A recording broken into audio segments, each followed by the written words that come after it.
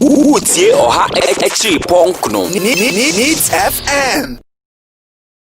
FM so na ni nyina mu no ye wo Eastern Regional Secretary Emma NPP Amayoko no Yera Jeff kunadu ewo yentemo ha yene ne to yenkoma twetwe no so Jeff na nka me ba bebisa e na call no ebe fa mu no say Eastern Regional NPP Secretariat no mo decrata bi ba bonten se obia oye aspirant a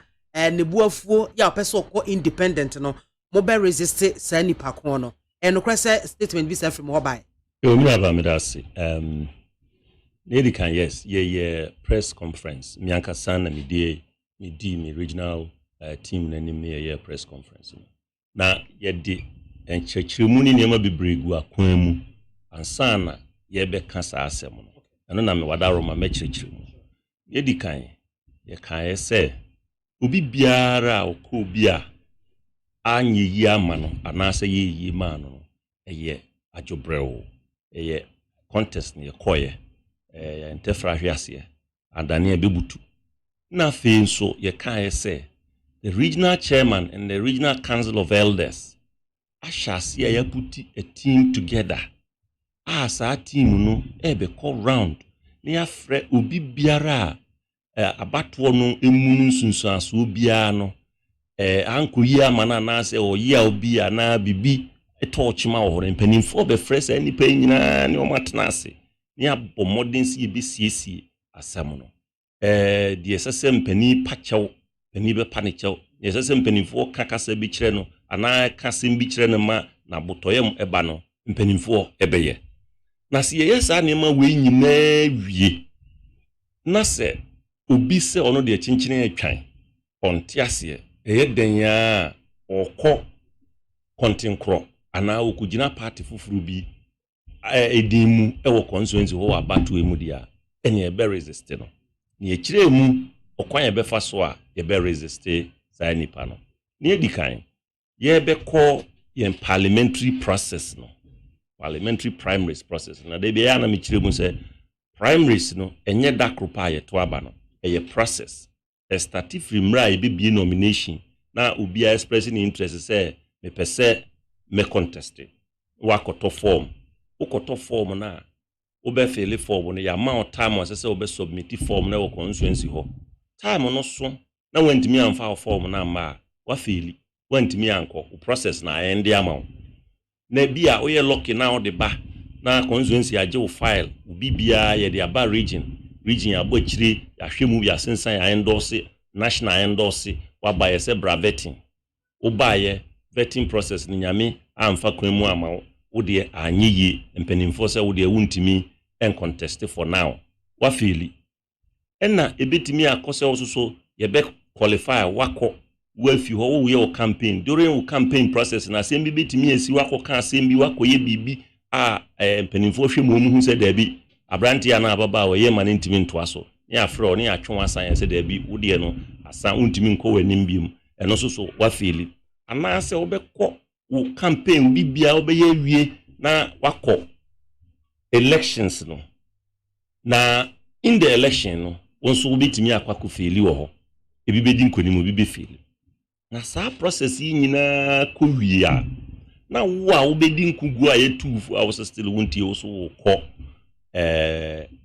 independent dia enye yebekọ court eho enye de be resist nema mienu se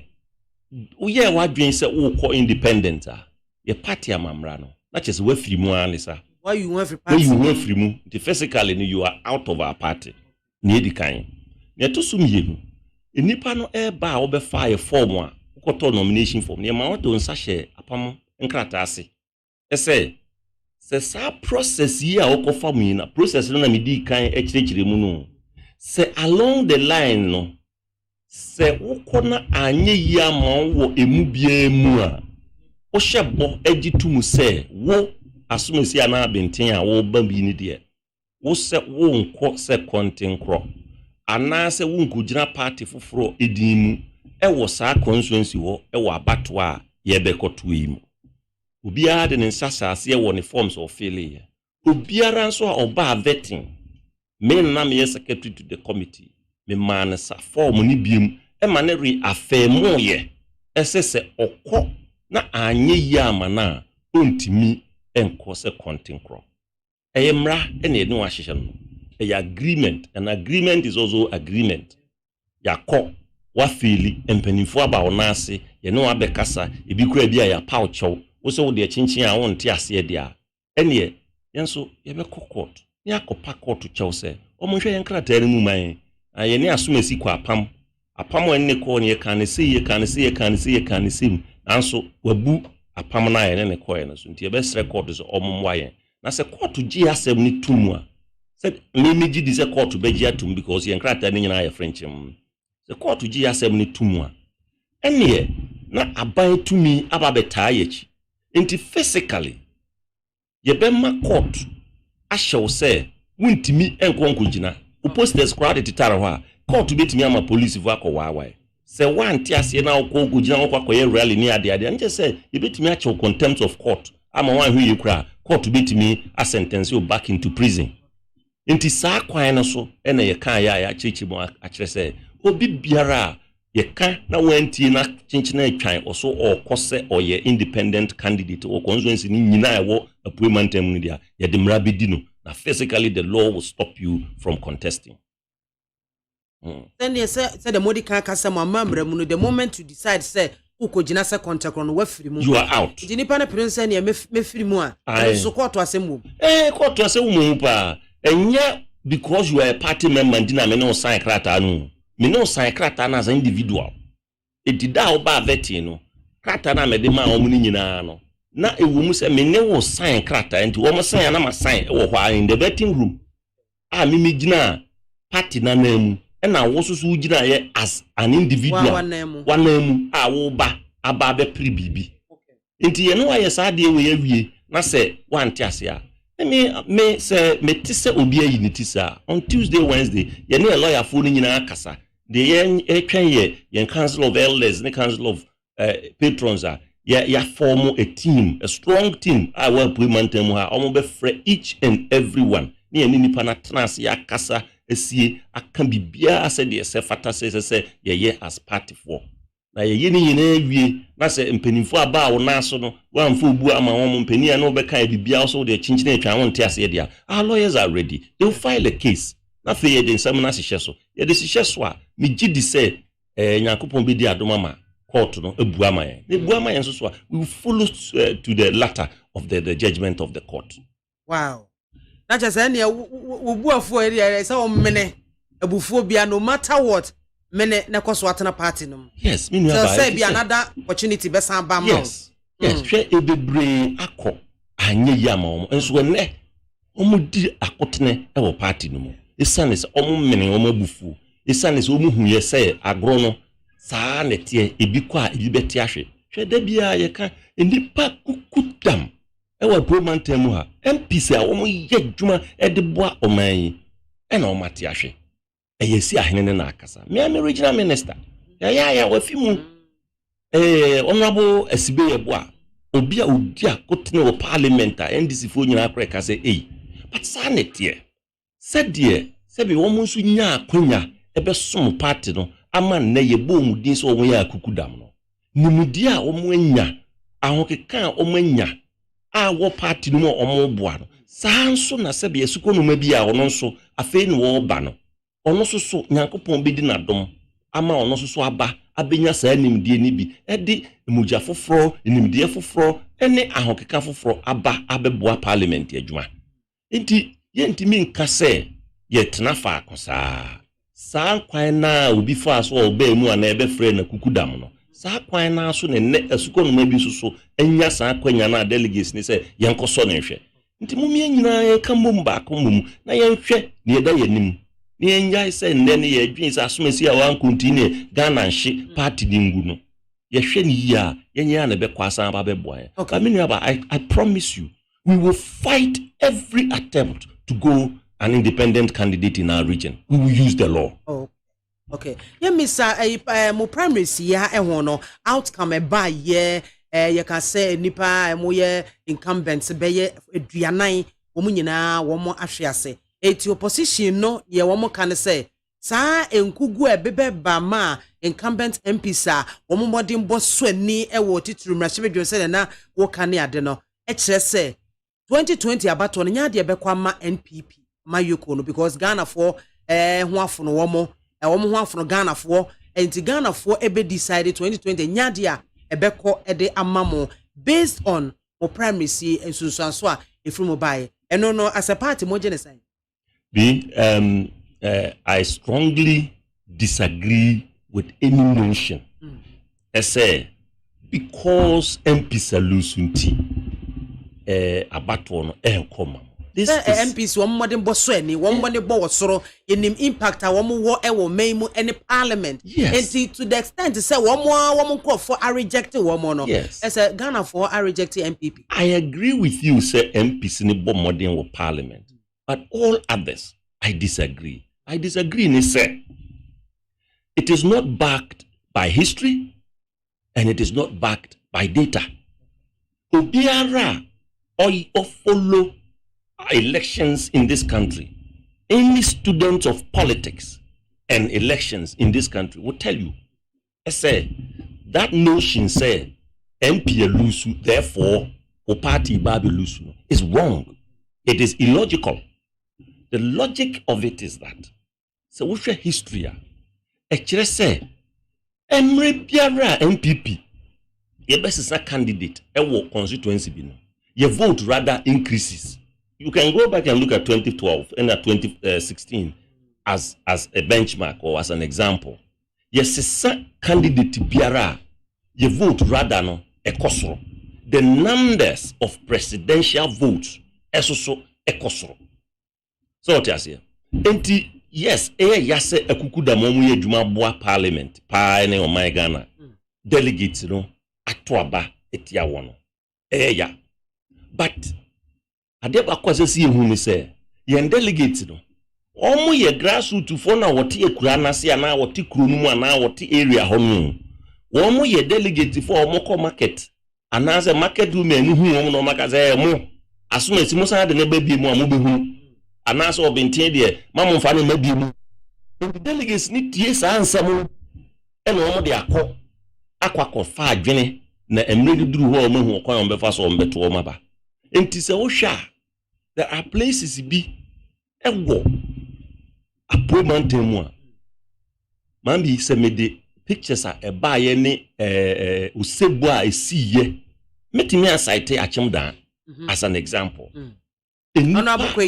Honorable Kwetu he was really working in education and in agric in parliament no ya de pa a obi abo papa na baso na so ko hwede achimdan dan butu yes ada no a nche se enye delegate ni nko ana no mani agi o oman ni nyina atiatise odan old town na che se utra se ana o se sana ebinum che se wo mu se nipa no obo modern wo parliament but ne mpesua no so no benefits ne empuntu e wo se ja wurawura mu na otwe bi e de ba ne mpesua no so no wo mu sanka sa enti me as a regional secretary there me no this is music in my ears I say almighty say odan constituency kese pa te say odan omubo se if you say yasesa MP no or ya dear I feel sympathy I feel pity but media my focus is to win as many votes as possible in Achimodan. It is a mete say omanfo obodwe e odwaben south if you say Kofi Befia winia I no be mama more votes exactly na mani age. If you say the people have gotten what they wanted, enti obi anka obekwa ko transfence so say me nkoto aba. If you say MP no kra ko eni hu hwe no enei emuja foforo aba be hye nimu obesore obekasa obekwa akoto na aba na okoto aba no ebeboa ma me president enya as much vote as possible from that constituency. It is painful. I say Kukudam. I mean, Nasibe Boy is an authority in terms of our public financing in this country. But the delegate says, no. Who am I? Say for the delegates in our council. Name Mumuno. Yabo Modian see any honorable SB Ebekasa. Ya tap into the knowledge no one na ya make sure so obeboa yen ama yasesa ase nkakra na ebeka baabia no wasan de abeka ho amayen na involves na timi akosoro na yetimi atena ban mu ede mpuntu papa abrega na mayen yɛhwɛ se baabi te sɛ mefa sɛ mpasua ne bi so ɔmanfoɔ no kyɛ sɛ na wɔn pensesayɛ but moma nipa na ɛkɔ unopposed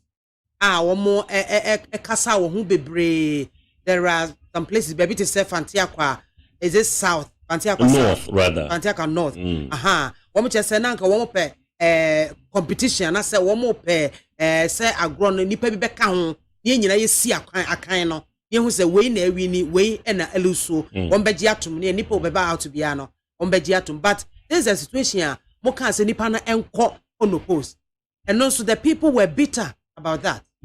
mambia maybe I say na yedwuma as party leaders ese yehwe ese obi biara obaba bigina party ni ndimu ye man kwan so won contest ya o potential MP inti yesese ye hwe se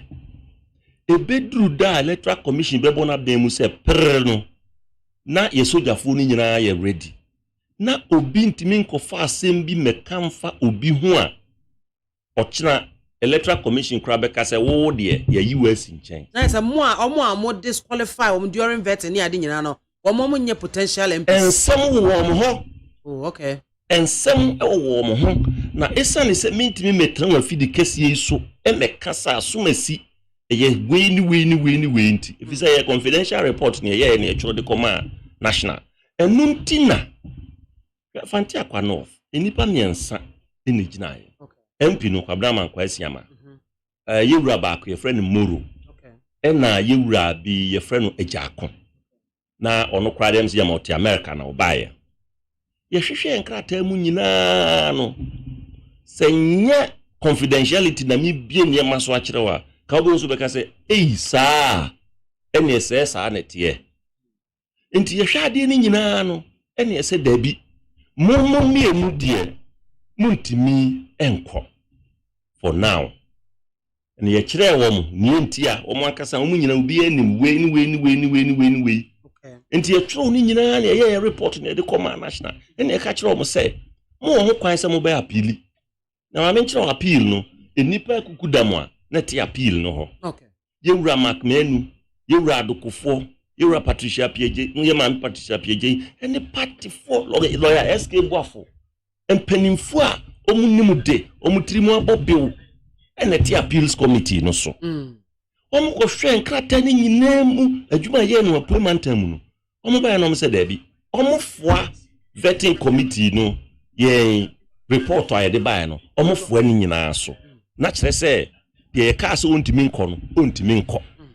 enti se obi ewo constituency ho a wo ye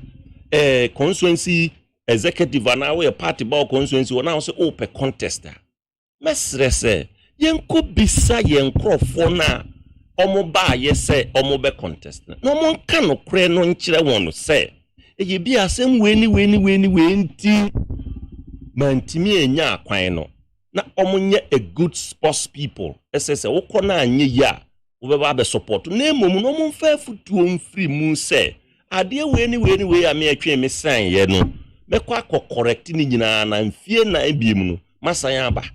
na me ba ebi anya me bedi madom mefam na makọ akwakọpre MP na bia manyi makwakodi enkonim okay mabusia ye epoye mantamo NPP twetwe for Panyira Jeff kuna du Utie Oha Extreme Punk no Needs FM